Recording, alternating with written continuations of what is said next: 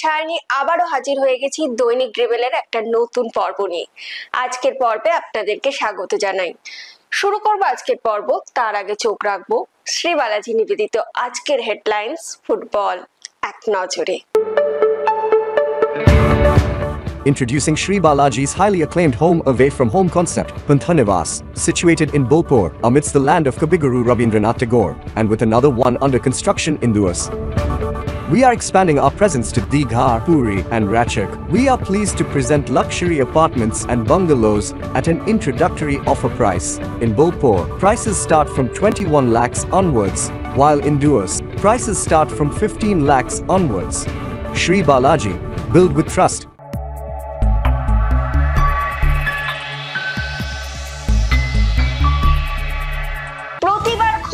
জেলায় জেলায় স্কাউটাররা, ইউনাইটেডের হার, মোহনবাগানের বিশাল জয়। আইএসএল এ কলকাতার 3 প্রধান নিয়ে মুখ খুললেন প্রাক্তন ফুটবলাররা। চলে আসে এবার বিস্তারিত খবরে। আসন্ন স্বামী বিবেকানন্দ আন্ডার-20 জাতীয় ফুটবলের আগে অভিনব উদ্যোগ আইএফএর। সারা রাজ্যে ছড়িয়ে থাকা প্রতিভা খুঁজে এই টুর্নামেন্টের দল গঠন করার কথা ভাবা হয়েছে। বুধবার আইএফএর কোচেস কমিটির সভায় এই নিয়ে বিস্তারিত আলোচনা হয়। কি হলো সেই বৈঠকে, দেখে নেব।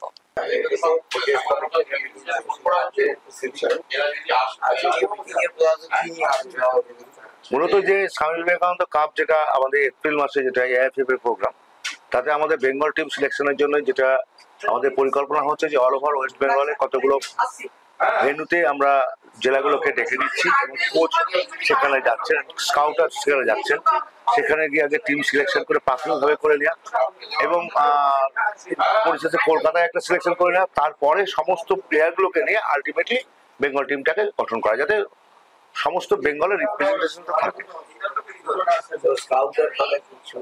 স্কাউটার তো অনেকগুলো নাম আছে, এখন তাদের সঙ্গে কথা বলতে হবে, কথা বলে একটা তাদের অ্যাভেলেবিলিটি ডেট দেখতে হবে এবং তাদের যদি কোনো অপশন থাকে সেটাও জানতে হবে। যেহেতু আমাদের হাতে সময় আছে, আমরা চাইছি যে এই প্রক্রিয়াটা ফেব্রুয়ারির মধ্যে কমপ্লিট করতে। প্রাথমিকভাবে বাঁকুড়া, চন্দননগর, কৃষ্ণনগর, বালুরঘাট, জলপাইগুড়ি, এরকম কয়েকটা ভেন্যু অলরেডি ঠিক হয়েছে। আরো দু একটা হয়তো ভেন্যু বাড়তে পারে, সেটা কনসার্ন ডিস্ট্রিক্টের সঙ্গে কথা বলে।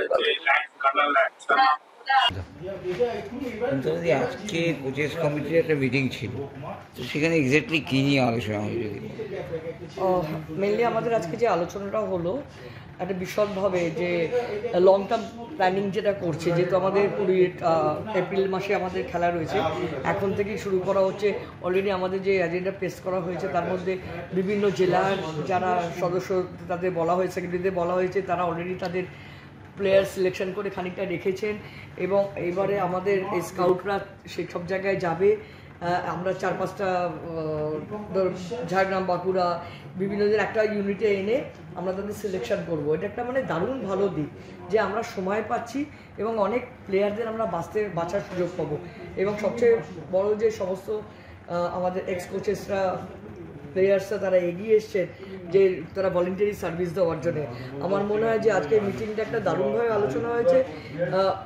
এইখান থেকে আমার ভালো লাগছে যে আমরা গুড পারফরমেন্সের প্লেয়ারদের কিন্তু আমরা আগামী দিনে পেতে চলেছি। এটা একটা নতুন দিগন্ত, নতুন দিক, এটা অনেক দিন বাদে এটা হতে চলেছে। ইটস ফ্যান্টাস্টিক, মানে ডিসকাশন ওয়াজ ফ্যান্টাস্টিক।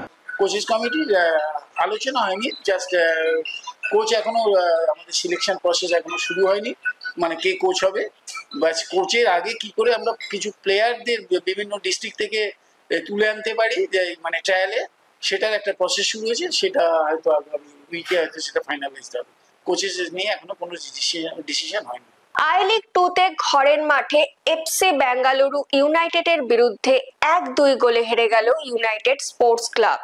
ইউনাইটেডের পক্ষে একমাত্র গোলটি করেন তারক হেমব্রম। চলে আসি এবার পরের খবরে। সোনার সময় চলছে মোহনবাগানে, যে কোনো প্রতিযোগিতায় অপ্রতিরোধ্য তারা। বুধবার এআইএফএফ আন্ডার-13 লিগে তারা মোহামেডান স্পোর্টিংকে হারালো 11-0 গোলে। একদিকে কলকাতার এক প্রধান দল আইএসএল লিগের জয়ের তোড়গোড়ায়, লক্ষ্য চ্যাম্পিয়ন ট্রফি। অন্য দুই প্রধান দলের অবস্থা শোচনীয়। এরই মধ্যেই রবিবার ইস্টবেঙ্গল মোহামেডান ডার্বি। কলকাতার দলগুলির সামগ্রিক অবস্থা নিয়ে কি বলছেন প্রাক্তন ফুটবলার অলোক মুখার্জি, জামশেদ নাসিরি ও অমিত ভদ্র, শুনে নেব। আমি জানি না এত পরে এসে এই প্রশ্নটা, কারণ তারা কি বুঝতে পারছে না সাপোর্টাররা যে মোহনবাগান টিমটা এই মুহূর্তে যে টিমটা আছে সেটা আইএসএল এর বাকি যে টিমগুলো আছে তার থেকে প্রায় 2.5 থেকে 3 গুণ শক্তিশালী টিম। ফলে মোহনবাগানের কাছে এটা এক্সপেক্টেড।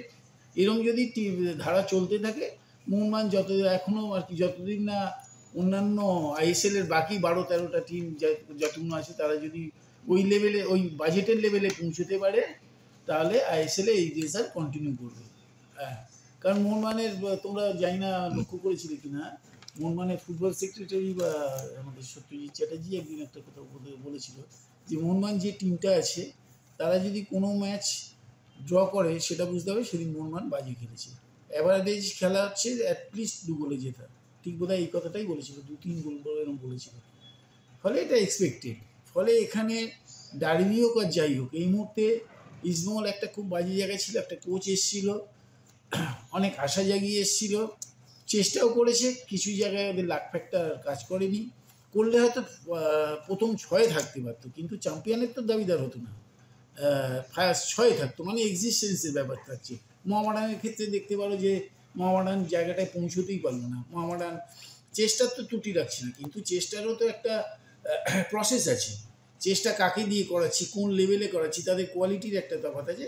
ফলে মোহনবাগান যে লেভেলে টিম করেছে এই মুহূর্তে তার সাথে পাল্লা দেওয়া মুশকিল। তারপর বেশ কিছু তাদেরও ফেভারে গেছে, হয়তো ফেভারে তাদেরই যায় যাদের সব কিছু ভালো থাকে, ফেভারেও গেছে। নাহলে মোহনবাগান কোনো সময় এবছরের প্রথম 2-3টে ম্যাচের পর থেকে বোঝা গেছে মোহনবাগান আবার মানে সুপ্রিমেসি দেখাবে তাদের আইএসএলে। ফলে বরাবরের গত বছরের মতো মোহনবাগান যদি এরকমভাবে চলতে থাকে, আগামী 3-4 বছর টানাই আইএসএল চ্যাম্পিয়ন হবে। Because Kerala, I can't give my word who can play. It is up to the coach and administrators in the club to see what is the current performance of the other players. So, but I know that Mohammedan is consistently playing well last few matches especially. So hopefully they'll be having better over Kerala Blasters. And what do you? So I think the most probably result will be in favor of Mohammedan. You are That I can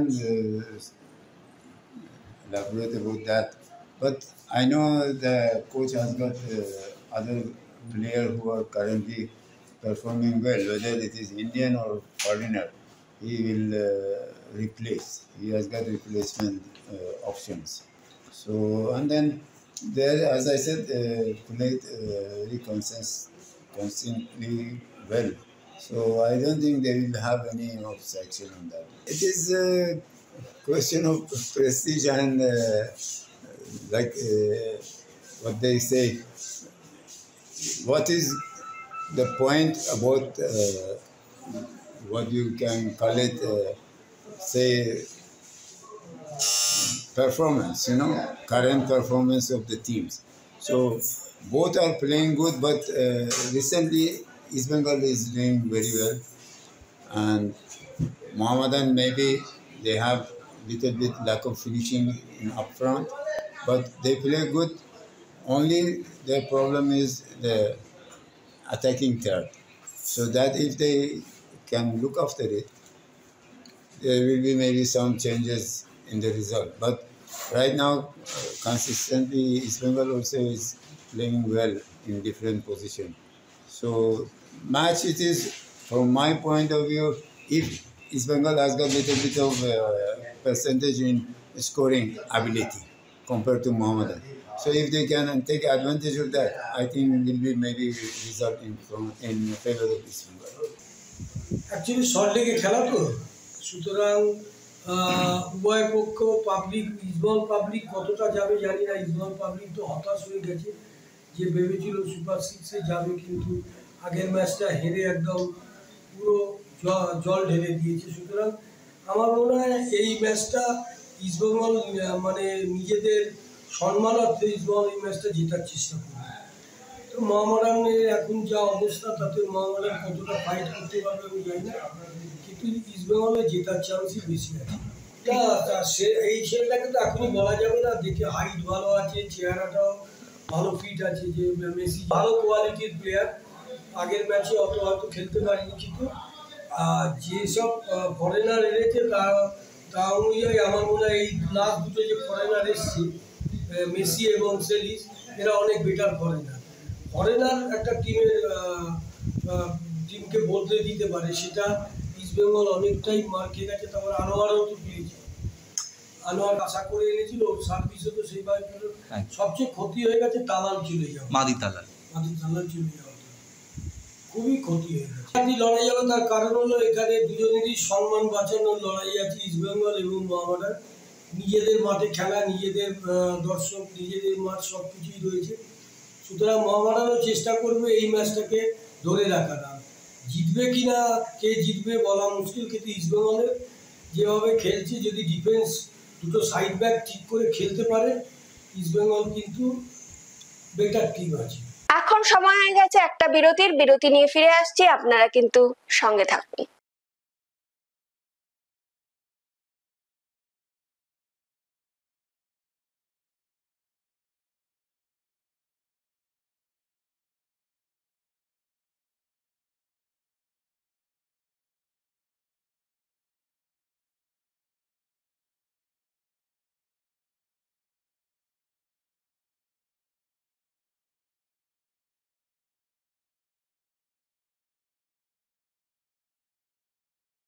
ফিরে এলাম বিরতির পর। এখন সময় প্রতিদিনের মতোই football quiz মগজাস্ত্রের। প্রথমে দেখে নেব গতকালের প্রশ্নের সঠিক উত্তর। গতকালের প্রশ্নের সঠিক উত্তর হলো, শেষবার ফুটসাল টুর্নামেন্টে চ্যাম্পিয়ন হয় মোহামেডান স্পোর্টিং ক্লাব। এই প্রশ্নের সঠিক উত্তর দিয়েছেন ইউটিউবে আক্তার হোসেন ও ফেসবুক পেজে পঞ্চানন দত্ত। আপনাদেরকে অসংখ্য ধন্যবাদ। চলে আসি এবার আজকের প্রশ্নে। আজ আইএফএ তে কোচেস কমিটির বৈঠক ছিল। আজকের প্রশ্ন সেই কোচ নিয়ে। আমাদের আজকের প্রশ্ন, ভারতীয় ফুটবল দলের প্রথম বিদেশি কোচ কে ছিলেন? জানি অনেকেই উত্তরটা আপনারা পারবেন, তাই আপনারা দেরি না করে লিখে ফেলুন কমেন্টের মাধ্যমে। আজকের ভিডিওটি যদি ভালো লেগে থাকে তাহলে অনেক অনেক শেয়ার করুন এবং আমাদের ফেসবুক পেজটিকে ফলো করে দিন। বাংলা ফুটবলের এরকম আরো খবর পাওয়ার জন্য আমাদের ইউটিউব চ্যানেলটিকে সাবস্ক্রাইব করে বেল আইকনটি প্রেস করে দিন। আজকের মতো তাহলে আমি এখানেই বিদায় নিচ্ছি। আবার আপনাদের সঙ্গে দেখা হবে আগামীকাল একটা নতুন পর্ব নিয়ে। শুভরাত্রি।